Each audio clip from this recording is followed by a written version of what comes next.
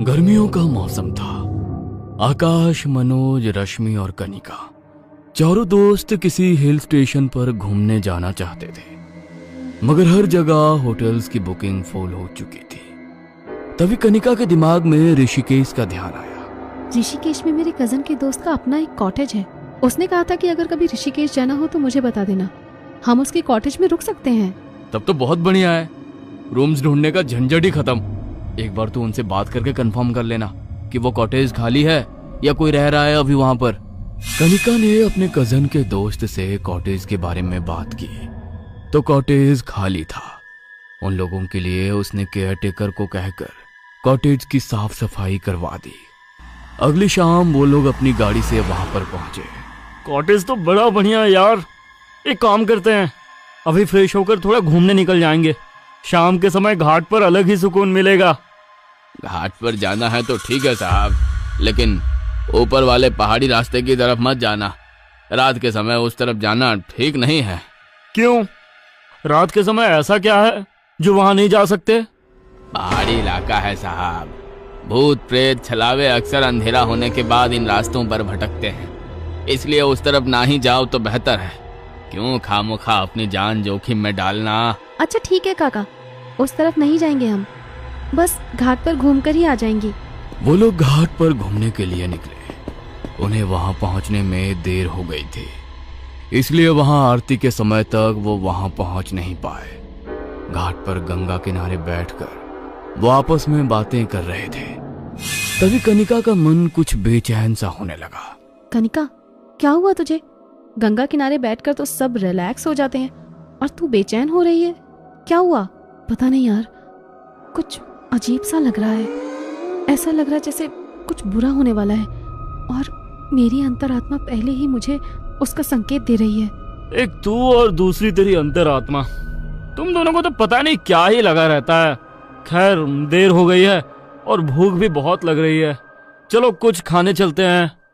उन्होंने आसपास रेस्टोरेंट ढूंढे, मगर सब रेस्टोरेंट में काफी देर की वेटिंग थी। तभी मनोज को ऑनलाइन एक रेस्टोरेंट मिला जिसमें 4 लोगों की सीटिंग खाली थी।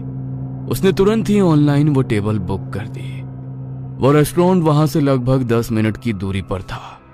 वहां पर कोई ऑटो या रिक्शा भी नहीं थी, इसलिए वो लोग पैदल ही वहां से उस रेस्टोरेंट के लिए निकल गए। ये तो वही पहाड़ी रास्ता है, एकदम सुनसान। काका ने मना किया था ना इस तरफ आने से। इस तरफ चलना रहने देते हैं यार, मेरा मन पहले ही बहुत घबरा रहा है। कितनी डरपोक है तू। उन्होंने बोला और तूने मान लिया। कुछ भी नहीं है ऐसा यहाँ पर। रोज हजारों टूरिस्ट घूमने आते हैं यहाँ। हमने तो कभी किसी के मुंह से ऐसा कुछ नहीं सुना। कनिका की बात को सबने इग्नोर कर दिया। वो लोग उसी रास्ते पर आगे बढ़ रहे थे। तभी रास्ते पर लगी स्ट्रीट लाइट अचानक से फ्लिकर करने लगी और व्हाइट कलर की मीठी ड्रेस पहने एक लड़की उन्हें वहां पर दिखाई दी। लेकिन वो लड़की कुछ अजीब सी थी। वो लगातार उन्हें ही घूर कर देख रही थी। ये लड़की हमें क्यों घूर रही है? जल्दी चलो यहाँ से, कुछ अजीब ही लग रही है ये तो मुझे। वो चारों उसे इग्नोर करके वहां से आगे बढ़ गए, मगर कुछ दूरी पर आगे फिर से उन्हें वो लड़की वहां दिखाई दी। वो अभी भी एकटक उन्हीं को घूरती जा रही थी। अरे, अभी तो ये लड़की हमसे पीछे थी, अचानक से इतनी आगे कैसे आ गई? इतना कहते ही वो अचानक उनके सामने से गायब हो गई और रात के पहर सुनसान पहाड़ी रास्ते पर ये नजारा देखकर उन सबके पैरों तले से जमीन खिसक गई। वो जैसे ही वहां से भागने के लिए पीछे की तरफ मुड़े तो वो लड़की ठीक सामने की फ्लिकर करती हुई स्ट्रीट लाइट के नीचे खड़ी थी। डर के मारे अब उन सब का हलक सूख चुका था। मैंने कहा था ना नहीं चलते हैं यहाँ, लेकिन तुम में से किसी ने मेरी बात नहीं सुनी। अब कैसे निकलेंगे हम सब यहाँ से? तभी मनोज को उसी रेस्टोरेंट का बोर्ड दिखाई दिया जहां उसने सबके लिए टेबल बुक की थी। उसने रेस्टोरेंट की तरफ इशारा किया और वो तीनों जल्दी से रेस्टोरेंट के अंदर चले गए। वहां पहुंचकर उनकी जान में जान आई, मगर जैसे ही उन्होंने अंदर देखा तो वहां के सारे टेबल्स खाली थे। कोई भी वहां पर खाना खाने के लिए नहीं बैठा था। ये कैसे हो सकता है? जब मैंने ऑनलाइन चेक किया था तो पूरे रेस्टोरेंट में सिर्फ एक टेबल खाली थी। और अब यहाँ पर हमारे अलावा कोई भी नजर नहीं आ रहा। रात के समय छलावे के डर से यहाँ कोई आता ही नहीं है। कुछ सीट्स ऑनलाइन में हमें फुल दिखानी पड़ती है, वरना लोगों को लगता है कि रेस्टोरेंट अच्छा नहीं है, इसलिए यहाँ कोई आता ही नहीं है। अचानक से वेटर की आवाज सुनकर वो चारों बुरी तरह डर गए, मगर उसकी बात सुनकर उन्हें भी लगा कि वो सही ही कह रहा है। वो जाकर अपनी टेबल पर बैठ गए। तभी वो वेटर उनके पास ऑर्डर लेने के लिए आया। एक दाल तड़का, राइस, रोटी और मिक्स वेज कर दो। वैसे आप बुरा ना मानो तो एक बात कहूं? अरे भाई, हम भला तुम्हारी बात का बुरा क्यों मानेंगे? कहो, क्या कहना चाहते हो? आप इस वक्त इस रास्ते पर आ तो गए, लेकिन आपको यहाँ पर आना नहीं चाहिए था। अंधेरा होते ही यहाँ पर छलाओं का पहरा लग जाता है। किस्मत वाले हो जो आपको कुछ हुआ नहीं, वरना वो छलावा किसी को छोड़ता नहीं है। देखा तो जरूर आपने भी होगा उसे। ये बात बोलते हुए उस वेटर ने उन्हें देखकर एक अजीब सी स्माइल दी और उनकी तरफ मुस्कुराते हुए वहां से चला गया। मुझे तो ये जगह भी कुछ ठीक सी नहीं लग रही है। ये वेटर भी कितने अजीब तरीके से बात कर रहा था। अभी जल्दी से खाना खाते हैं और कैब बुक करके निकलते हैं यहाँ से। दोबारा इस रास्ते से पैदल वापस नहीं जाएंगे। जा तो आप कैब से भी नहीं पाओगे। अरे, तुम अभी तो वहां थे, अचानक यहाँ कैसे आ गए? मैं तो बस इतना बताने आया हूँ कि रात के समय यहाँ कोई कैब नहीं आएगी और पैदल जाने का तो अब सवाल ही नहीं उठता। आज रात आप लोगों को यहीं पर रुकना पड़ेगा। हमने तुमसे जितना कहा है सिर्फ उतना काम करो। यहाँ से कैसे जाना है और कैसे नहीं वो हम देख लेंगे। बहुत भूख लगी है, खाना ले आओ। मनोज की बात से वो वेटर चिढ़कर वहां से चला गया और कुछ देर बाद उसने टेबल पर खाना लाकर सर्व किया और बड़े ही गुस्से में उन्हें घूरते हुए वहां से चला गया। अब तो मेरा कुछ भी खाने को मन नहीं कर रहा। बहुत नेगेटिव सी वाइब फील हो रही है यहाँ पर। बस थोड़ी देर मैनेज कर लो कनिका। खाना खाकर मैं रामू काका को बोल दूंगा कि किसी गाड़ी वाले को हमें यहाँ लेने भेज दे। कनिका ने प्लेट में खाना सर्व करने के लिए कैसरोल का लीड उठाया तो उसके अंदर जिंदा कीड़े रेंग रहे थे और उस खाने के अंदर से सड़े हुए मांस की गंध आ रही थी। कनिका ने जोर से चीखते हुए उस कैसरोल को दूर फेंक दिया और वो सारा खाना जमीन पर गिर गया। अरे कनिका, ये क्या किया तुमने? खाना नीचे क्यों फेंक दिया? ये खाना सड़ा हुआ है और कीड़े रेंग रहे हैं इसके अंदर। देखा नहीं क्या तुमने? कीड़े? कौन से कीड़े कनिका? ध्यान से देखो, उस कैसरोल के अंदर तो सिर्फ दाल थी। कनिका ने नीचे फर्श की तरफ देखा, मगर अभी भी उसे फर्श पर गीली दाल में कीड़े रेंगते हुए नजर आ रहे थे। नहीं, सचमुच इस खाने के अंदर कीड़े हैं। प्लीज कोई भी इस खाने को मत खाना। मनोज, तुम अभी के अभी काका को फोन करके कहो कि यहाँ किसी को भेज दे। मैं थोड़ी देर भी और अब यहाँ पर नहीं रुक सकती। बाकी सबको भी उस जगह से एक अजीब सी वाइब आ रही थी, इसलिए मनोज ने उसी वक्त रामू काका को कॉल कर दिया। हेलो रामू काका, हम लोग कॉटेज के आगे की पहाड़ी रास्ते के आखिरी रेस्टोरेंट में बैठे हैं। यहाँ से कॉटेज तक आने के लिए कोई कैब भी नहीं है। आप किसी को यहाँ पर गाड़ी से भेज सकते हैं क्या? क्या? ये क्या बोल रहे हो बेटा तुम? मैंने तुम्हें वहां जाने के लिए मना किया था ना। वो रास्ता बहुत खतरनाक है। रात के इस पहर कोई अपनी जान जोखिम में डालकर वहां नहीं आएगा। क्या? इसका मतलब हमें पूरी रात इसी रेस्टोरेंट में रुकना पड़ेगा? लेकिन बेटा, इससे पहले कि रामू काका कुछ और बोलते, कॉल डिस्कनेक्ट हो गई। मनोज ने कई बार उन्हें वापस से कॉल करने की कोशिश की, लेकिन उनके पास कॉल नहीं लगी। क्या हुआ?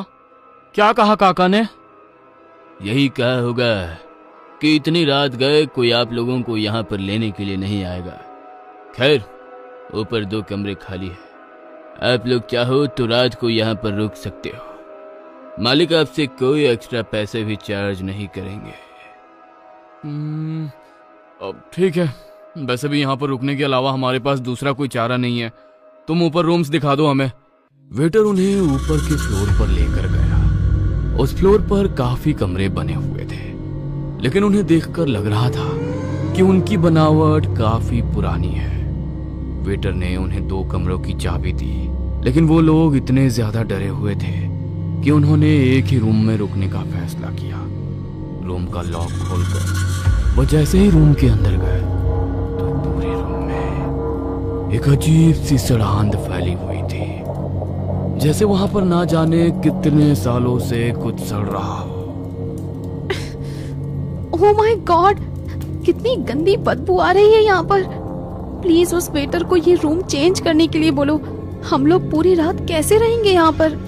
रूम चेंज कराने के लिए आकाश जैसे ही रूम से बाहर जाने लगा तो वो दरवाजा मानो अंदर से जाम हो गया। उन चारों ने मिलकर वो दरवाजा खोलने की कोशिश की, मगर वो दरवाजा नहीं खुला। और तभी अचानक उस कमरे की लाइट तेजी से फ्लिकर करने लगी और कमरे के अंदर एक अजीब सी ठंडक फैल गई। हे भगवान, ये सब क्या हो रहा है हमारे साथ? हम किसी बहुत बुरे जाल में फंस गए हैं। निकलना होगा हमें यहाँ से, वरना हम सब मारे जाएंगे। तभी कमरे में उन्हें किसी के कदमों की आहट महसूस हुई। उन्होंने जैसे ही पीछे मुड़कर देखा तो वही लड़की जो उन्हें रास्ते पर दिखाई दी थी ठीक उनके सामने खड़ी थी, लेकिन अब उसका चेहरा बहुत भयानक हो चुका था और पैर पीछे की ओर मुड़े हुए थे। एक बार जो इस रास्ते के चुंगल में फंसता है वो फिर कभी इससे बाहर नहीं निकल पाता। तुम सब अब मेरा शिकार हो।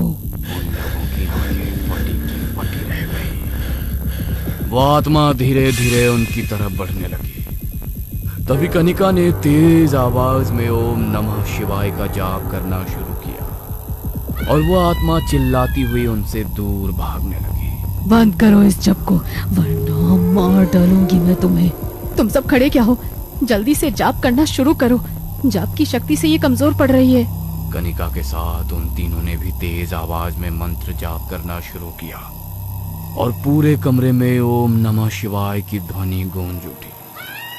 वो आत्मा अपने कानों पर हाथ रखकर जोर जोर से चीखने लगी। उन सब ने फिर से कमरे का दरवाजा खोलने की कोशिश की और मंत्र की शक्ति से वो दरवाजा इस बार खुल गया। दरवाजा खुलते ही वो चारों नीचे की तरफ भागे, मगर सीढ़ियों से उतरते हुए रश्मि का पैर फिसला और वो लुढ़कती हुई सीढ़ियों से नीचे गिर गई। दर्द के मारे उसका मंत्र जाप रुक गया और उसी वक्त उस आत्मा ने उसे जकड़ लिया। ओह नो, अब क्या करेंगे हम? हे महादेव, हे महादेव, सहायता करो। मगर तभी सामने से उन्हें वो वेटर आता हुआ दिखाई दिया, लेकिन उसका चेहरा पहले की तरह सामान्य नहीं था। उसके चेहरे का मांस लटक कर बाहर आ चुका था और उसकी हंसी शैतानी हो चुकी थी और उसके मुंह से काली गंदी लार टपक रही थी। मैंने कहा था ना कि आज रात तुम लोगों को यहीं पर रुकना पड़ेगा, तो यहाँ से भागकर कहाँ जा रहे हो तुम? आज रात मैं तुम्हें यहाँ से कहीं जाने नहीं दूंगा। बचाओ, प्लीज बचाओ मुझे, ये मार डालेगी मुझे। इस वक्त हम तुम्हारी कोई मदद नहीं कर सकते रश्मि, बस भगवान ही हम सबकी मदद कर सकते हैं। मंत्र का जाप करो। रश्मि ने फिर से हिम्मत करते हुए मंत्र का जाप करना शुरू किया, मगर उस आत्मा ने उसके चेहरे को बुरी तरह भींच दिया और उसकी गर्दन पर खरोच मारने लगी। तीनों ने तेज आवाज से मंत्र जाप करना शुरू किया। तभी कनिका को याद आया कि घाट से निकलते हुए उसने एक छोटी बोतल में गंगा जल भरकर अपने बैग में रखा था। उसने जल्दी से अपना बैग खोला और वो बोतल बाहर निकाली, लेकिन जैसे ही वो गंगा जल उन दोनों की भयानक आत्माओं पर छिड़कने वाली थी, वेटर की आत्मा उसके ऊपर झपट पड़ी और बोतल का सारा गंगा जल जमीन पर गिर गया और वहां से बाहर जाने का दरवाजा खुद ब खुद खुल गया। उन्होंने मंत्र बोलते हुए रश्मि को खींचा और उस रेस्टोरेंट से बाहर निकल गए और सामने रास्ते की तरफ भागने लगे। उस रेस्टोरेंट से तो बाहर निकल गए, लेकिन अभी हमें कॉटेज तक सही सलामत पहुंचना होगा। हे भगवान, रक्षा करना। चिंता मत करो कनिका, जब भगवान ने हमें सही सलामत इस रेस्टोरेंट से बाहर निकाला है तो हमें कॉटेज भी पहुंचा देंगे। भागते भागते उनकी सांसें फूलने लगी, इसलिए वो अब मंत्र जाप भी नहीं कर पा रहे थे। तभी फिर से स्ट्रीट लाइट्स फ्लिकर करने लगी और उस लड़की और वेटर की आत्मा फिर से उनके सामने आकर खड़ी हो गई। आज तक किसी को हमने यहाँ से जिंदा नहीं जाने दिया, तो तुम्हें कैसे जाने देंगे? कोई नहीं बचेगा तुम तीनों में से। उन लोगों की सांसें बहुत भारी हो चुकी थी। वो खुद को बचाने के लिए सामने की गली में भागे, मगर उन दोनों की आत्मा उनके ऊपर झपट पड़ी। मगर तभी घाट पर आरती की आवाज गूंज उठी। ब्रह्म मुहूर्त में होने वाली आरती की आवाज से वो दोनों आत्माएं बुरी तरह तड़प उठी और वो आत्माएं बहुत तेज चीख के साथ धुएं के रूप में घाट की तरफ समा गईं। उन चारों की आंखों में आंसू आ गए। वो दौड़ते हुए घाट पर आरती के लिए पहुंचे और अपने हाथ जोड़कर वहां नतमस्तक हो गए। उस रात भगवान के प्रति उनकी आस्था ने उन्हें उन आत्माओं से बचा लिया, मगर उस रात को वो अपनी जिंदगी में कभी नहीं भूल पाए। इस दुनिया में बहुत सी जगह ऐसी हैं जो शाम ढलने के बाद ऐसी शक्तियों से घिर जाती है। इसलिए अगर कोई दिन ढलने के बाद किसी जगह पर जाने से हल्का मना करता है तो आपको उसकी बात मान लेनी चाहिए, वरना आपके साथ कुछ भी हो सकता है।